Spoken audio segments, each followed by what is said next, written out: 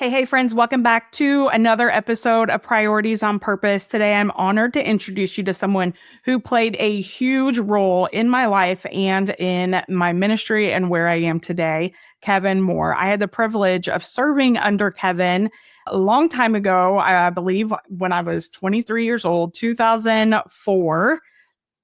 When he was a youth pastor. His leadership, his wisdom, and passion for discipleship definitely made a lasting impact on me. And I'm so grateful for him just taking a chance on me. With over 20 years in ministry now, Kevin has served in small, medium, and mega churches, traveling across the United States and internationally to train leaders and equip churches for impactful discipleship. He's the founder and main pastor of Noble County Community Church in Indiana and the leader behind Grow More, where he coaches pastors and church teams to plant, replant, and revitalize ministries while leading from a place of health and wholeness. He has a heart for leadership and disciple making, and it truly is inspiring. I can't wait for you to hear the wisdom he has to share. You're going to want to get a pen and paper and take notes because this episode, I've already recorded it. And I'm here to tell you, it is so good and full of so much wisdom. Just lean in, friend. It's so good. Hey there, I'm Melissa Batt, the host of Priorities on Purpose, a podcast for overwhelmed women who are tired of going through the motions. You know there has to be more to this life than the cycle of numbing out, scrolling social media, exhausting yourself with a never-ending to-do list, and still feeling like a failure at the end of the day. You have hope that tomorrow will be different, and I'm here to help you make sure that it actually is. I'm a Christian life coach, and on this podcast, we talk all about intentional living, mental health struggles, and tangible ways to be the best versions of ourselves with Jesus at the center. I promise to be your hype girl and biggest cheerleader as I share simple strategies to help you get out of your rut, eliminate distractions, and live the life you were created for.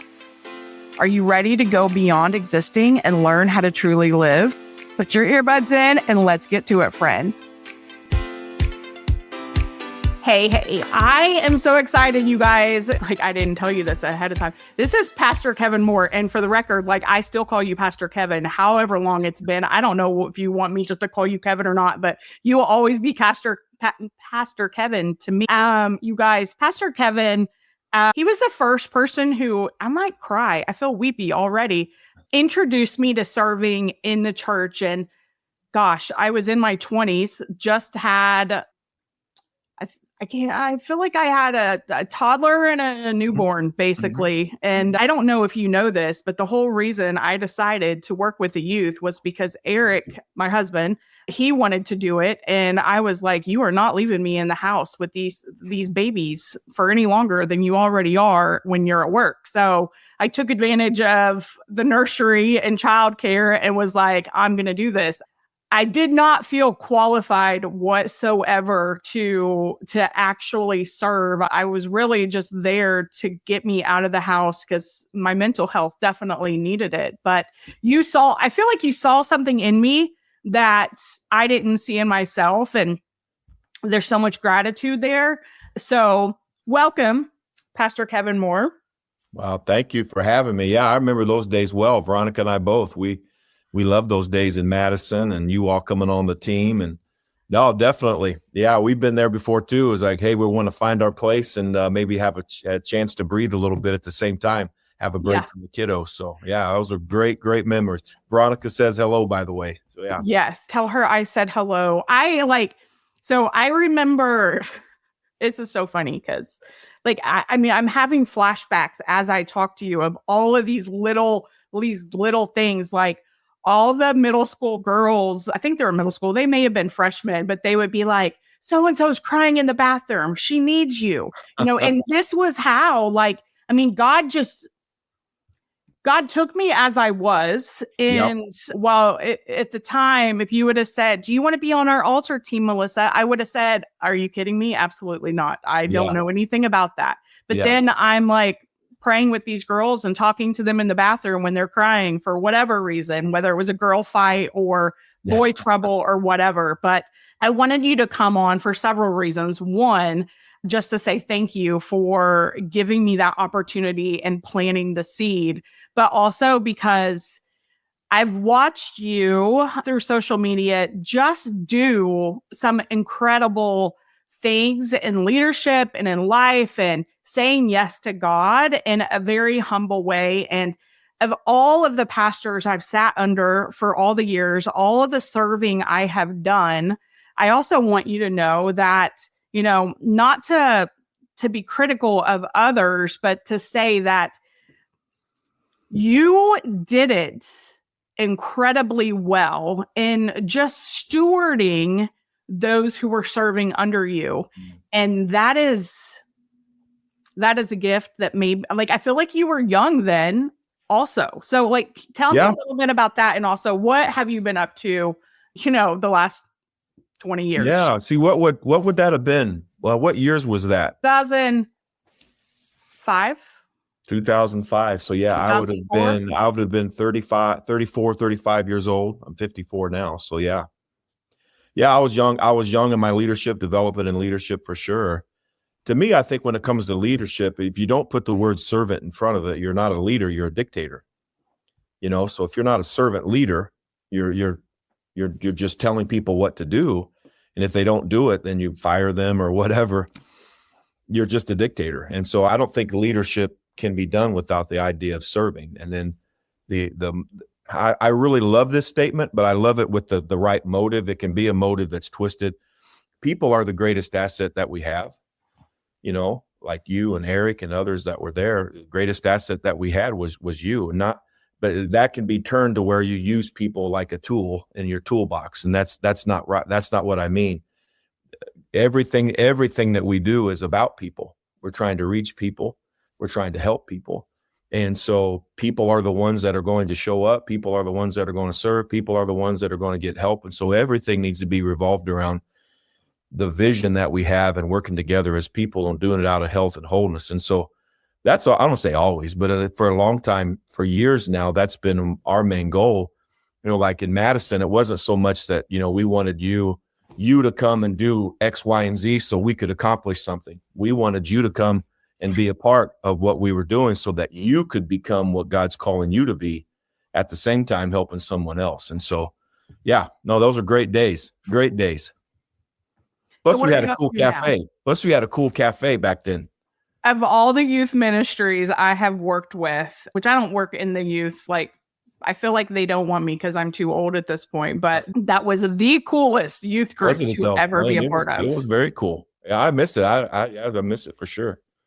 So what'd you ask? What have I been up to? Yes. Well, for me, and we can talk a little bit about this, how I kind of came to this. For me, I feel like if you ask me hey, I think of three big questions is who are you, why are you here, and where you're going. And so several years ago, I really started to wrestle with that. Okay, who am I really? Why am I here? Where am I going? What is it that I want based out of being a Christian? What is it that God wants me to do?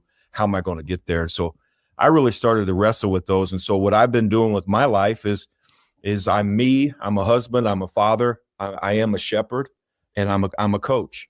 I think biblically you could probably use the word I would in the five gifts of ministry that God gives to the church, probably an apostle, more of a leader of leaders, but I like the word coach a little better.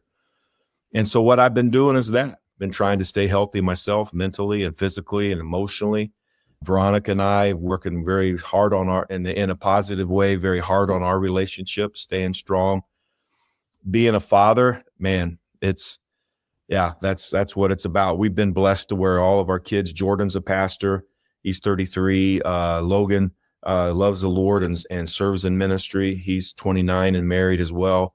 Oh my gosh. Yeah, he was a little guy when we knew you back in the day. Michaela's 25. She was probably around 4 when we were in Madison, I think. And she's not an official pastor, but she doesn't have a pastor's license yet, but she is a youth director at a church here in Indiana and loves the Lord. And then Lily is 17. Our youngest is 17, and she loves Jesus and does ministry as well. And so to me, that's the biggest thing is kids loving the Lord. But then I guess professionally outside of that, I am a pastor. We planted a couple churches. We planted a church here in Indiana called Noble County Community Church. And we really focus on making disciples that make disciples through multiple expressions of the gospel, whether that's online or on-site or outreach. But then a huge emphasis, like we had there in Madison, on leadership development as people come into the relationship with Jesus, helping them find their place. And so we've created Leadership Institute and things like that at our church. But then one of the doors that the Lord's really opened up on the coaching side is I started coaching youth pastors years ago as team traveling and doing things like that. And then that got to one-on-one coaching. But I started to get, what I started to get was I would do a training somewhere and people would, for a church deal. But people afterward, they say, hey, I own an insurance company. What you talked about, I can use it. My insurance company. Can I use your notes? Or, hey, I'm a group leader at a factory. Would you mind if I did a coffee? I'd like to pick your brain.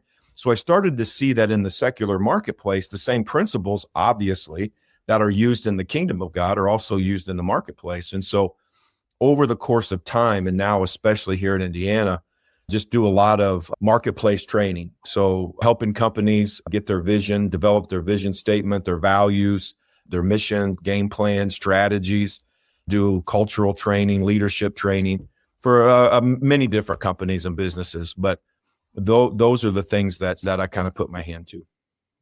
I love that. And I'm not surprised with that skill set that I even saw all those years ago, would you say you were 35? Yeah, about 34, 35 then. Yeah, like that people would be coming to you and asking. And it very much is like aligned because, the church is an organization of people. Absolutely it is. Yeah. And so you do it so well. If you did it so well back then, I have no doubt you're still doing it well. And the fact that God's like continuing. We haven't talked in a while. You don't know me that well, but yeah. But I can just, for God to open those doors. And also let's just take a moment to recognize, I don't think that having a child that walks away from God means that you're a terrible person or a terrible Christian or a terrible pastor. But the fact that all of your kids are still in love with the church and God says a lot about your character, not only in church, but also at home. And this is something that I would love to lean into a little bit because I asked ahead of time, like, are you willing to go here with me? And you said yes. So I'm like, yay, sure. Let's go here. So one of the things that I know that has been a struggle for me personally, this is where God has called me out in the past, but also where I see women who I coach struggle with is this idea of needing to sit down when they've been serving. And I know for myself, I recognized a few years ago when I really started to be intentional and God was taking me somewhere through some very hard things that I needed to get healing from. Like for a long time, serving was a coping mechanism that I used to escape. Yes. And so in that, I got a lot of instant gratification from serving in my church. And, I remember one day, Bryson, he said something to me, and I mean, he was probably in middle school, and I didn't understand it at the time, but he was like, "You're fake." And I was like, "What are you talking about? I am so transparent. I am so real." Like, I kind of pride myself on the fact that I am so real. And I never did understand fully what he meant at that time. And then years later, I realized it was because he saw what I wasn't doing at home that I was doing in the church. And I cringe a little bit. And again, I just had my priorities out of whack. You say God first, family second, your spouse second, your family third, and then the church. But I had things all out of whack. Work was in there higher than my family at one point. Serving was like, again, that instant gratification of like, I can help someone and instantly see that it's helping. And, your marriage, I think raising children, you don't get a lot of instant gratification there. No. And so stewarding that was a little hard for me. And so I chased that instant gratification for a really long time until God kind of made it glaringly obvious. And so I would love to talk to you about that, and just when it's time, like I can think of, there's someone that comes to my mind off the top of my head. Like, she's really struggling financially.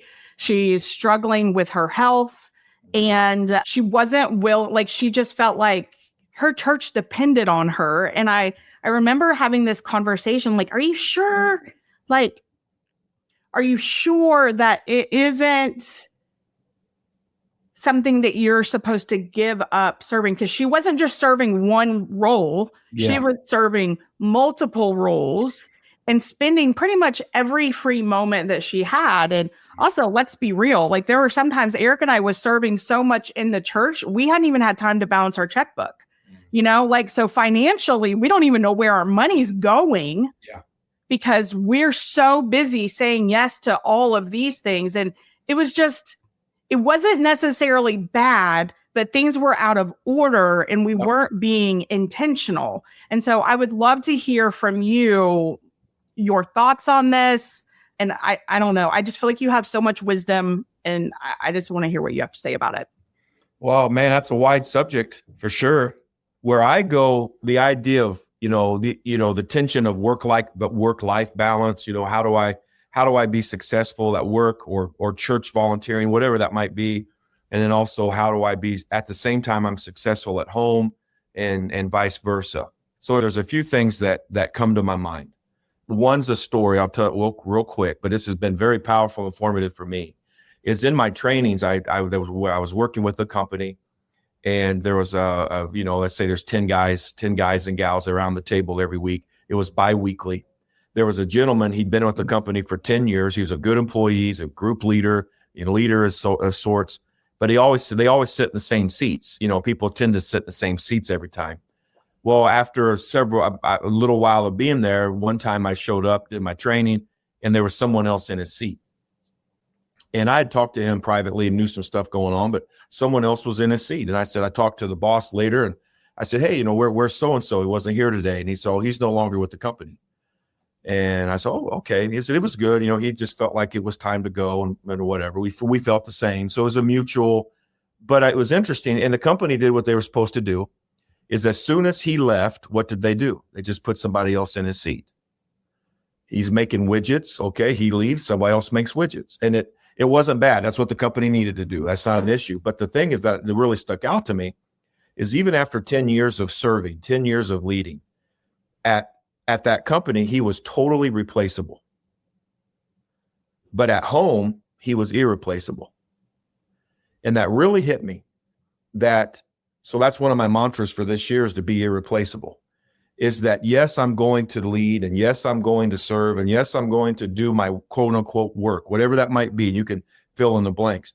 But whatever it is here at work, at ministry, I am replaceable. If I ever leave Noble County Community Church, which I don't want to, I'm not planning on in any way, shape, or form. But if that would ever happen, you know what they would do? They would just get a different pastor. I'm irreplaceable. But at home with my daughter, Lily, I'm irreplaceable. And I want to live my life, and I think we should all live our life to not, yes, what we're doing here is important, but don't focus on this so much that it hurts. Don't focus on the replaceable so much that it hurts the irreplaceable. And that's where we got to be honest on where we're at. Am I putting too much time here, too much emphasis here? Whenever I start realizing, well, I'm home, but I'm not home. I remember one time vividly sitting at the dinner table, and Veronica, I was eating with the kids. I'm eating at the table, but Veronica knew I was gone. I'm thinking about something else. And she wasn't being mean at all. She was being loving, but she looked at me and said, she tapped on the table and said, I need you here. Like, I need you here. I love her. And so I love her. So I think that's a balancing act, but it's a motive inside of our hearts, is knowing, yes, volunteering at KidMen's important. Volunteering at church is important. Serving and working at your whatever it is important. but it is replaceable. Hopefully this doesn't happen, but if I pass away and if Veronica would ever remarry, there's no way that new person could be the same as what I am with my daughter Lily or with Logan.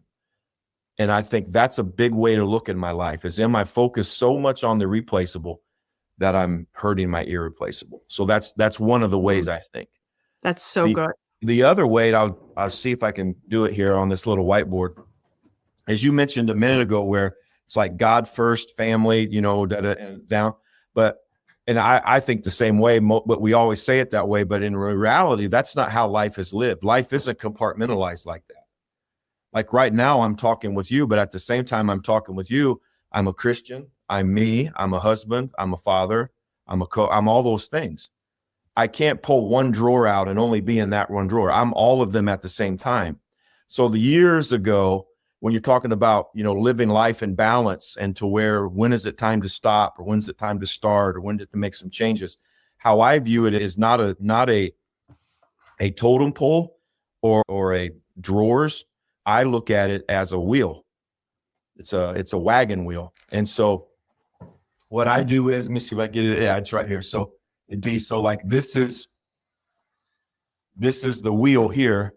Can you see that there? Is it? Yeah. Okay. So this is the wheel, and this is the part I feel. This is what everybody sees. This is what I feel. It's the outside of a wagon wheel, the outside of the wagon wheel. But if the wagon wheel is going to be strong, it has to have wood. It has to have the center. It's got to have that hub. And that hub, my hub's not in the center. I need to put it in the center. The hub, in order for the wheel to roll properly, that hub needs to be in the center. And if the hub is off center, what's going to happen with that wheel? Mm-hmm. It's going to get wonky. It's going to get rougher than what it should. But then also now, so for me, this is what I feel, but for my life to be right, this needs to be God. God needs to be the center hub of my life. And then everything else, instead of categorizing 1, 2, 3, 4, God's at the center. And then there's my wife, there's my kids, there's my job, there's my hobbies, there's my, volunteering, whatever it might be. And all of those are spokes, but they all have to be, I need to tie my marriage to my relationship with God, my kids to my relationship with God, my job to my relationship with God, my hobby to God, my volunteering God. And it all needs to be tied to God, but it all needs to be centered. And what can happen is sometimes I'll put too much emphasis on my volunteering, and this spoke begins to get way too long, and it pushes God off center. Now I'm volunteering so much, I'm taking away from my kids. And so now as I'm rolling down, because I've got this one spoke that's way too long and another one that's way too short, whenever I hit a bump, boom, boom, it's really my life's going to feel it. And so it's very hard to stay balanced, but I think that's where we've got to be open and honest of well, I look at my life this way very much. Yeah. It's okay. Is where am I at?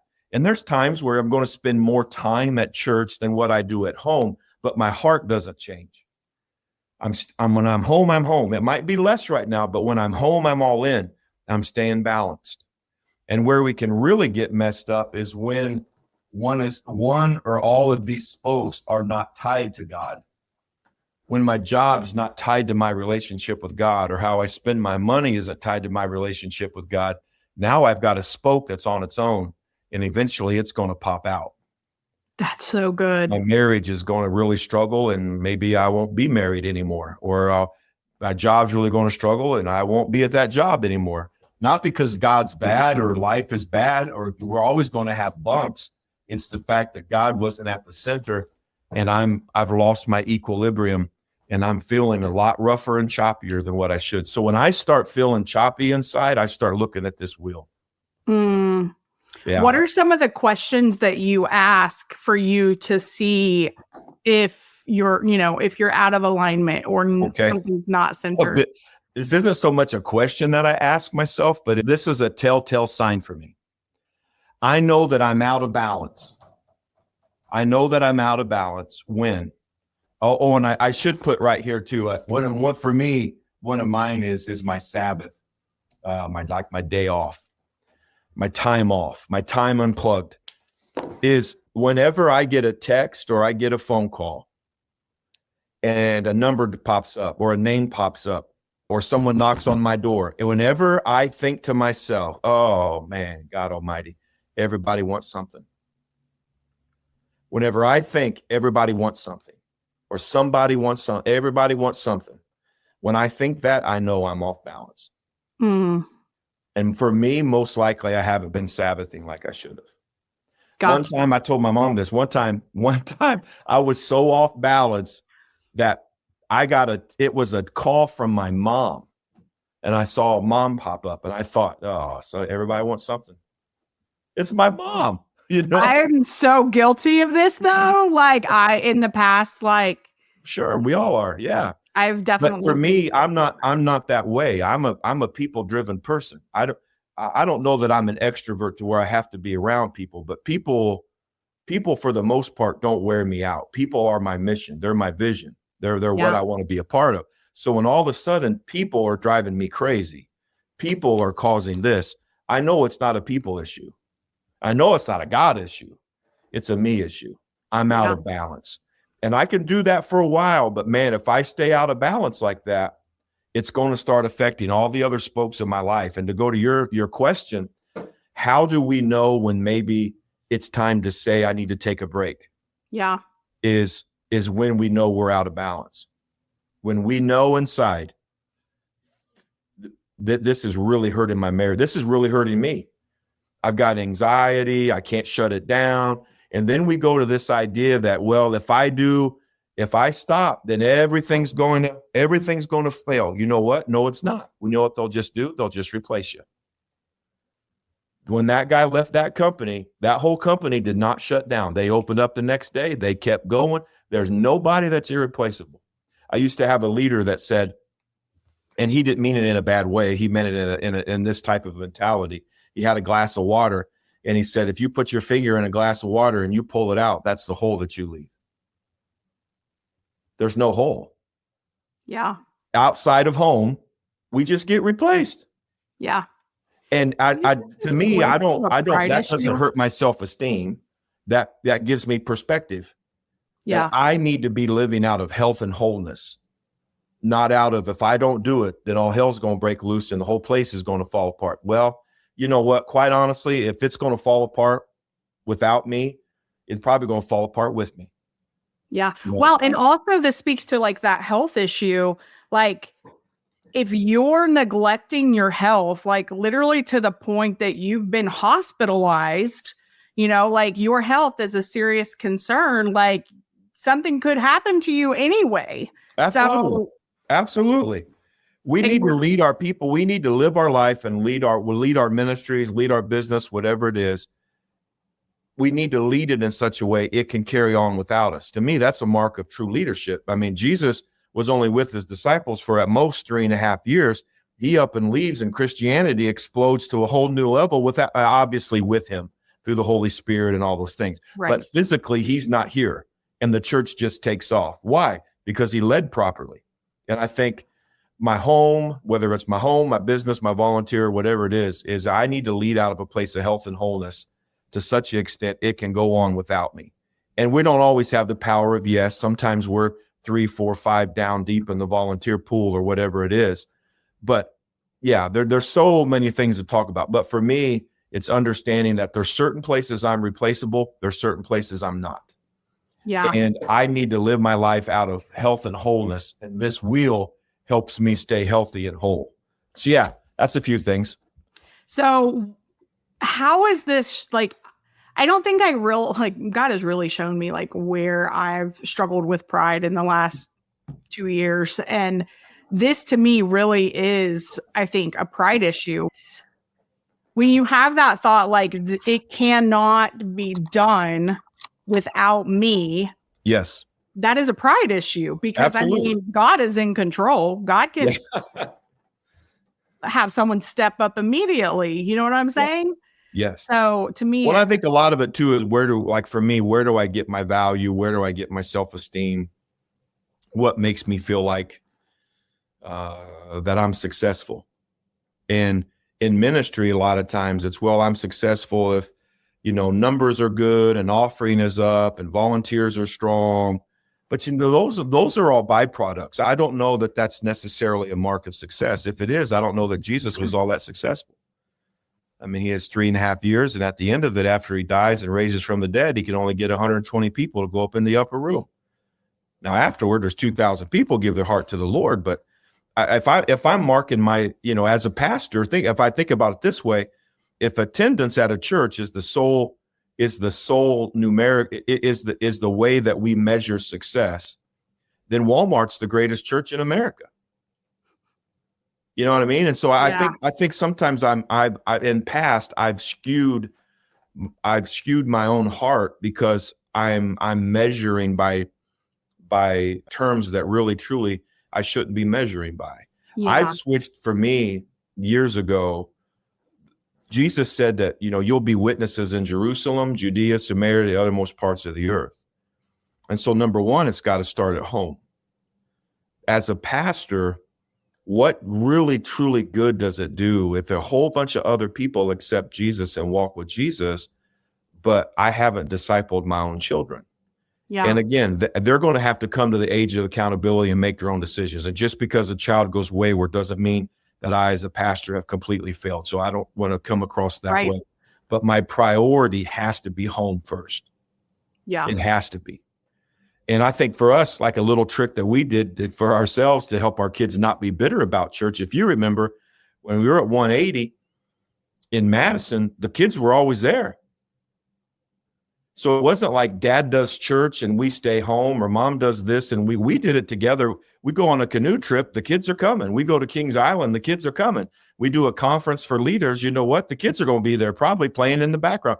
And so we made church to where we made the outside thing to where this is what we do. This isn't what daddy does and the church is robbing us from our dad. No, we get to go be a part. And I know not everybody, there's just at certain times kids can't come.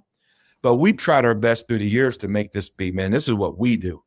Let's go do this together. And I think that's helped them not have animosity towards the church. Yeah. What do you say to those who feel like they're not qualified? They feel like they're not qualified to serve. Like when we were talking a little bit before, we talked about those who are serving who probably need to take a seat for a few because they're out of alignment. But then you have those that for some reason aren't or haven't been willing to serve. Can you share a little bit about what you shared before we hit record? Because I felt like that was so good. I don't remember what it was, to be honest. It must have been real good. I forgot. I'm thinking about being like, sometimes you go to church to be served. Oh, yes. Yes. So the idea as a person is we need to be on a journey to be more like Jesus, to be a disciple of Jesus Christ. And on this journey of being a disciple of Jesus, there are times where I need to come and just be ministered to by the church. I need to come and experience worship. I need to come and hear somebody talk. I need to come and have somebody, serve me coffee or lead me in a small group. I need to come and be served by the church. But then there's a time where as I'm growing in my walk with Christ, my growth is going to stymie. It's going to stop unless I stop being served by the church and I turn around and now I'm the one who is the church and serving. I'm the one who's helping out with worship. I'm the one who's leading a small group. I'm the one who's bringing food to an event that we're doing.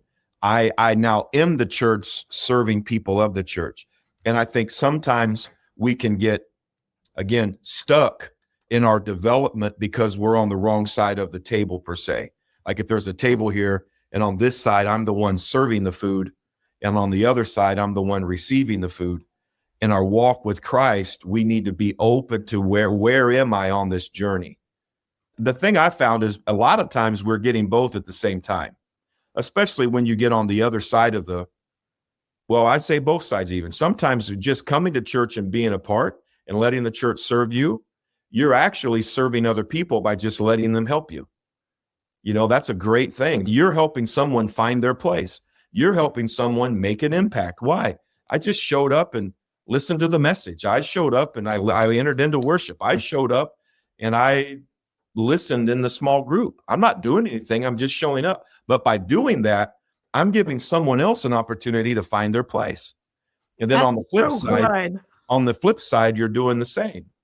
But I think where we struggle is being okay with, when you're on the side of the quote unquote church serving the body, is being in a spot that when this is off track, to be okay with, I need to take a break for a while.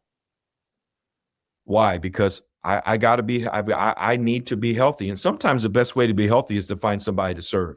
100%. Yeah. But there's other times where, you know what, in season of life, I've got little kiddos and we've got this, we've got that, and I've got this, and I've got that. If I do this, it's going to throw some things off balance. Is to be okay with and saying, you know what, I probably need to slow down right now.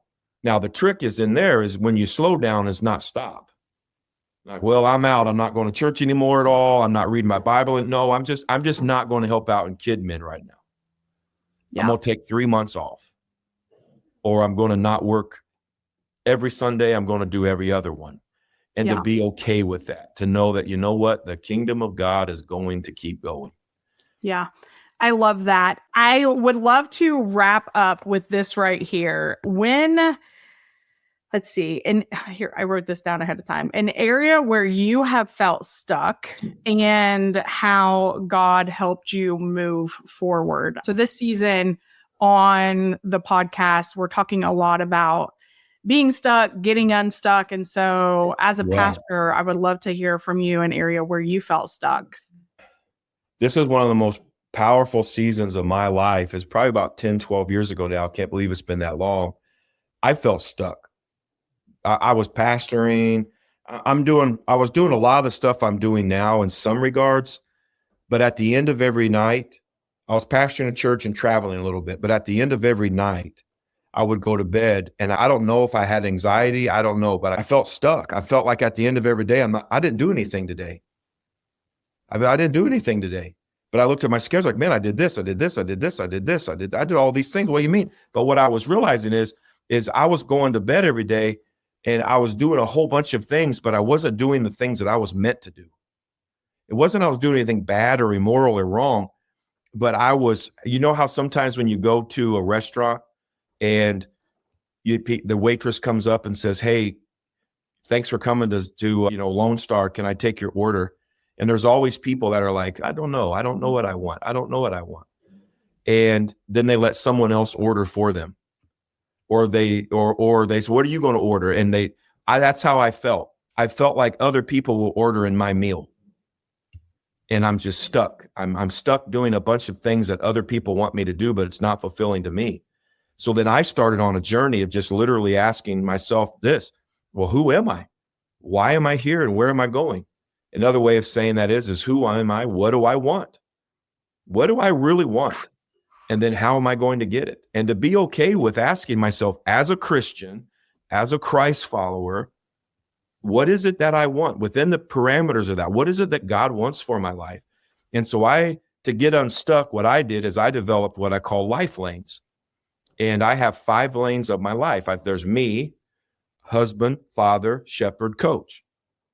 Those are my lanes. And to get unstuck, what I asked is, okay, with each one of these lanes, what is it that I want? So I came up with a little sentence for every single one. For me, I want to be healthy, spirit, soul, mind, and body. For my marriage, I want to be close, intimate teammates with Veronica. For my family, I want to be the father my children need me to be so they can be the people God's called them to be. As a shepherd, I want to make disciples that make disciples. And as a coach, I want to help people live and lead better. That's what I want. As a Christian, that's what I want. And then I went through a process. Well, if that's what I want, what's 2 to 4 things every week, every month, every year that I can do to be healthy, spirit, soul, mind, and body, to be close, intimate teammates, to be, father my kids need me to be, people God called them to be a shepherd, to be a coach.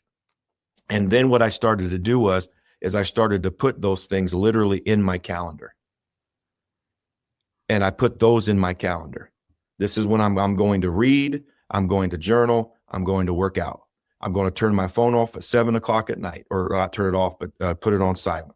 Yeah. Put it in the sock drawer. And and I started to put that in my calendar. And then I began to, anything out, someone would call and say, hey, can you do such and such? No, I can't. I got a meeting. Now, they don't know my meeting is a coffee with my daughter, but I can't do it. And what that did was, for me, is that got me unstuck. Because now every day, whenever I wake up, it's like me going to Lone Star Steakhouse and the God of the universe says, hey, Kevin, welcome to the land of the living. Can I take your order, please? Yes, you can. I want to be healthy in my spirit, soul, mind, and body. I want to help leaders live and lead better. And also, I want to be the father my kids need me to be. People, that's what I want today. And so today, that's what I'm doing. Earlier today, I did my reading. I did my journaling. That's helping me I'm helping people live and lead better. I'm doing a podcast with you. And I'm going to be the father my kids need me to be, because tonight we're going to eat a meal together around the table and we're going to have a game time. Oh my gosh. Like, I love it. And it's fun. I love that you said you asked yourself, what do I want? Because I actually just did a workshop last week. I recorded it. And day one is asking yourself, yes. you know, and I remember like just the words when I was reading my Bible, like just the words popping out at me, like in neon letters, like when Jesus, like, what do you want? Like, do I even know what I want? Yes. Like, and that's the sometimes thing. we're so busy yes. doing all the things that we haven't even taken a moment to ask ourselves, like, yes. what do I want? And that's how I felt. I felt like I'm climbing a ladder, but I got about 3/4 of the way up and realized my ladder's on the wrong building. Yeah. What buildings do I want? And again, not just, hey, what do I want in general? No, as a Christ follower, yeah, as a saved individual, why am I here on this earth? And what do I want? And be okay with asking that. Because what I have found, that's what got me unstuck. I remember going through that process and literally I recorded myself saying that to myself. And then every day on my way to the church, I would listen to myself, tell myself, this is who I am. Why am I here? Where am I going? And it got me unstuck to where now every day there's a purpose for why I'm living. And I always encourage people when I'm coaching them is I would love to see all those lanes. In some regard, people find most people have 2 to 5 lanes, but even if it's just one, you want to get unstuck in your finances. Okay. What is it that you want? All right. What's 2 to 4 things that you could do? And if you do this, it'll help you get unstuck. Well, now they'll help you accomplish that. Well, now you're getting unstuck in your finances. You got some debt reduction. Did the debt snowball, whatever it might be. But to find a lane and to come up with a clear vision of this is what I want and a clear mission, here's 2 to 4 things I'm going to do. You don't get unstuck on your own. It's like driving down the road. If you're stuck in a ditch, you got to what? Man, you got to turn hard at first. And then once you turn hard, you can get back to normal. But at first, you got to turn hard. And I think to get unstuck, you got to figure out what in the world do I want? And what do I need to do to get it done? And then change what you got to change to make it happen. I also think the other key point that you said that I think a lot of people struggle with is that you actually put those things in your calendar. Because a lot of times, like, we think we're going to do it because it seems so obvious, right? You know, I'm like, I'm going to go have dinner with my daughter, or I'm going to do this, or I'm going to do that. Like, we don't schedule it in our planner on our calendar, and then something else takes its spot. Yeah. And so I love that you said that, because that is like, it seems so simple, and it is, but it's a step that most people don't take. Yeah. And then they never actually do it. Well, I call it the tyranny of the urgent. So the urgent comes, I got to get this done now. I feel like I got to get this done now. And then that tyranny of the urgent takes the place of this long-term goal that I've got. And if I've got a long-term goal, then there's things I need to be doing, but that I'm not going to get it until, I want my kids to love the Lord when they're 30. All right. Well, they're 5 years old right now. And I know for my kids to love the Lord when they're 30, I need to be going out playing catch with them at least 3 times a week. But I can't play catch tonight because so-and-so called. Well, I can't play catch tonight and the next thing you know, they're 8 and I haven't played catch for 6 months. Yeah. And I think that I have, for me anyway, and I call myself organically organized. I'm not an administrative guy, but if I'm organically organized, what are those big things? And if I could put those big rocks in my calendar, that at least gives me, I have found having my life lanes has given me the capacity to say no, because I don't have to do it. I don't, like, if you saw my list, weddings and funerals are not on my shepherding list, but coaching is. So what I've done is, knowing that I don't really enjoy doing funerals, and I don't think it's my gifting. I can do it, but it's not my gifting. I feel like it's a sideways energy thing for me, even though it's very important. It's not in my natural gifting and flow. But what is coaching.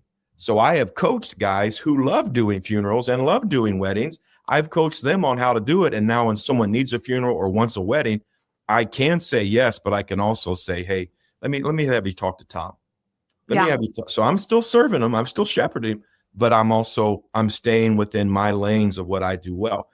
That, you talk about getting unstuck. Many times we're just stuck doing a whole bunch of stuff we don't like doing, but it's because we haven't given ourselves permission to say no. Yeah. I can say no now. I don't have to say yes. Where before I felt like, man, I got to say yes to everybody. No. Yeah. Well, and it gives you that permission to feel fully confident in setting those boundaries. Yes. Because these are the lanes. This is who I am. This is what I do. And it's okay. And again, obviously there's things I do every day that I don't really totally enjoy. I mean, that's life.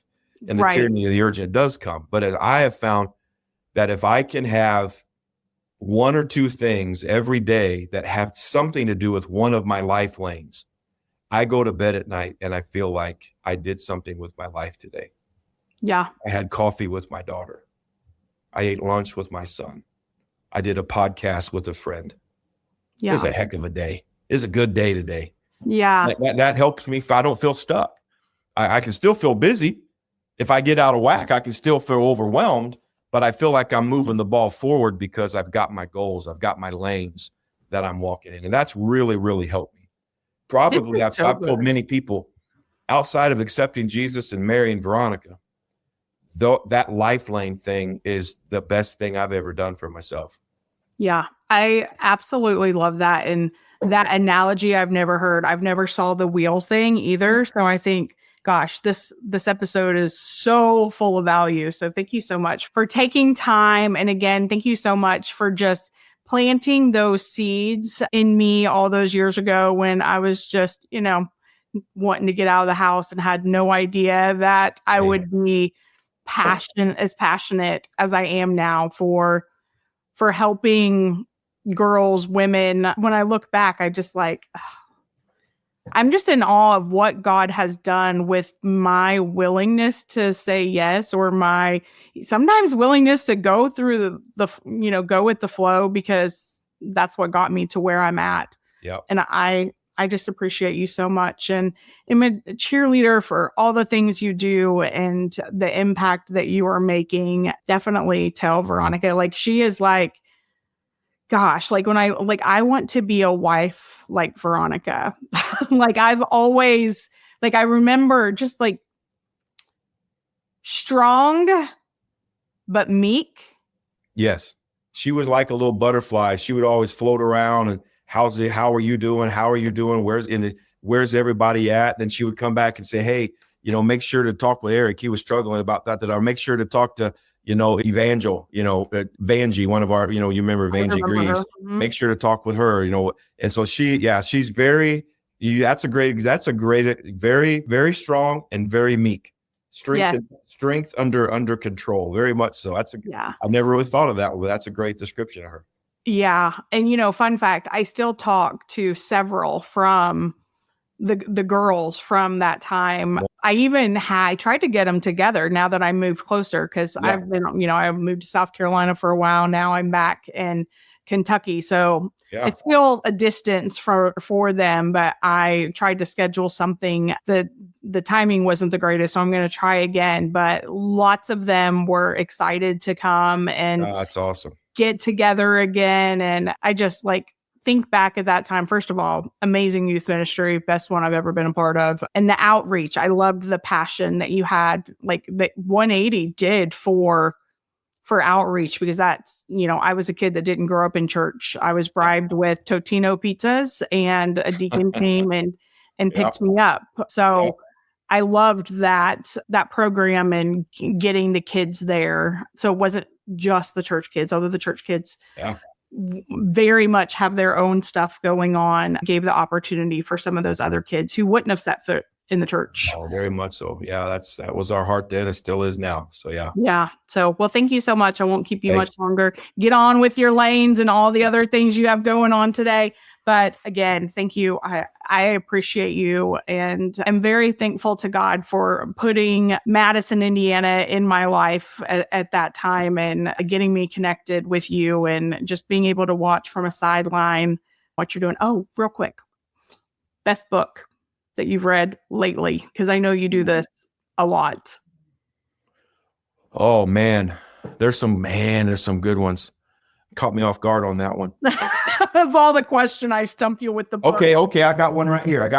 I'm in the middle of reading it right now. It wouldn't be a book for everybody, but I've really enjoyed it. It's called The Effective Executive, and it's by Peter Drucker. Very, very, very practical. And it's going from like an executive, like a C-suite type of a person, but whether you're an executive of a nonprofit, or you're the leader of a department at in a ministry, I think all of this is applicable. So this is a book I'm in the middle of right now, and man, I am dog-earing and highlighting about every page. So I would recommend that one. It's a good book. Okay, I'll check it out. Yeah. All right. Thank you so much. Hey friend, that's it for this episode. If you found value, I would love it if you could take a couple of seconds and leave me a quick review. While it may seem super simple, it is so beneficial and gives me the opportunity to help more women. Also, take a screenshot and share it on social media with your biggest aha today. Don't forget to tag me at Melissa Bad Official so we can connect. Thank you so much for listening. And until next time, friend, keep walking it out one baby step at a time, because God's got you.